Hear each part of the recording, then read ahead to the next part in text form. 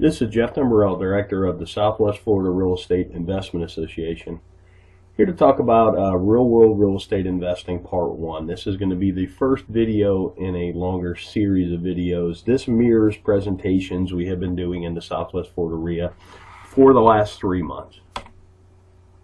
Disclosure, we're sharing our own experiences and knowledge with you. Please do your own due diligence before utilizing anything here. This is not to be construed as investment advice, and you should seek competent counsel before trying this at home. In the past 3 years, we've assisted and advised and had ownership interests in several private equity entities that employed over $14 million in capital in the Florida market, which gave us not only unique insight as to the amount of business we've done, it also gave us some great insight into how institutionalized investors employ capital. Number one key to being successful is to understand what you're there to do. In my opinion, this is the most important thing. There's so many people running around the world. There's a lot of people wanting to run around and try and do real estate investing. They take courses, they read books, they go to meetings, but they really don't know what they're there to do. They really haven't spent that critical time understanding what you're here to do, what's your mission, what's your goals. I mean, without having any goals, it's hard to achieve any goals, if that makes any sense. From our experience, the clearer the plan you have, you will be able to operate with a margin of safety. And that's the key word in this business, a margin of safety, because the ones that survive, last, and grow true wealth are the ones that don't make mistakes or make mistakes that you can recover from. Investing in real estate. Investment is the purchase of an asset or an item with the hope that it will generate income or appreciate in the future and be sold at a higher price. Keyword, the future, for investing. So what does that mean? The act of committing capital to an endeavor with the expectation of obtaining an additional income and or profit. That's what investing is. Something I've learned over the years, it's kind of like a narrative. It's a why in the road when you're talking to somebody that's in real estate. Are they a trader or are they an investor? Investors buy and hold. They get a return from the assets they own. Traders wholesale. Traders fix and flip. Nothing wrong with it. I do it. I've done it in the past. I'm trying to do it again today. I'm doing a marketing campaign as we speak, looking for contracts to wholesale. With that said, it's two different narratives and even two different valuation processes, investor versus trader. You need to recognize the difference between the two. Basic questions for an investor. How much capital are you employing? What's your desired rate of return? When are you going to need this capital back? And then what's your risk tolerance? Those 4 questions are how you determine what you're there to do.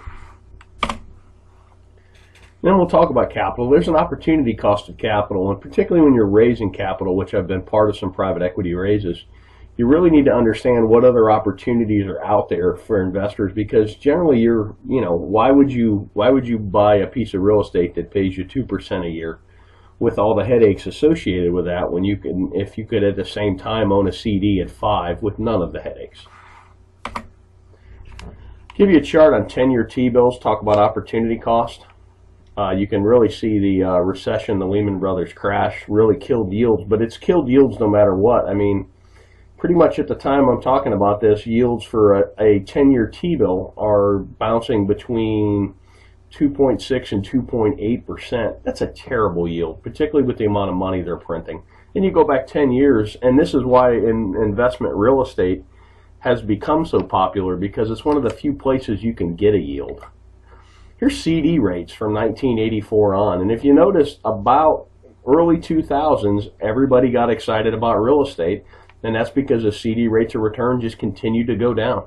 So right now, my God, on a 1-year CD, you're getting not even 1%. That makes real estate attractive, and that's something to watch as well. As CD rates and other rates on financial instruments go up, real estate may not appear as sexy, particularly to an investor who bought in the valley and bought right and has quite a bit of gain on the table. So opportunity costs in the real world. We already kind of talked about this. Most investors we know are looking for at least 6% a year. I know guys that are even looking for 15%, and that's a cash on cash, not an internal rate of return.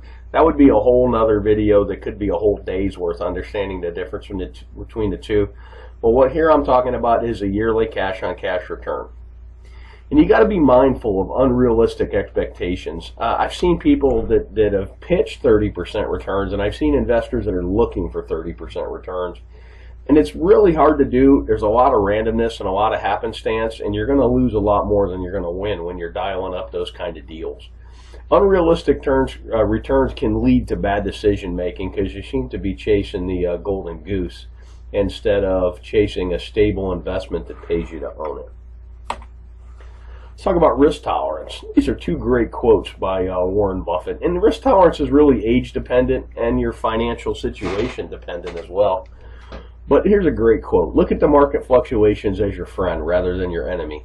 Profit from folly rather than participate in it. And that's most real estate investors. You're supposed to be a contrarian. I kind of put the world in, you're either a salmon or you're a lemming. You're either running with the crowd or you're running against the crowd.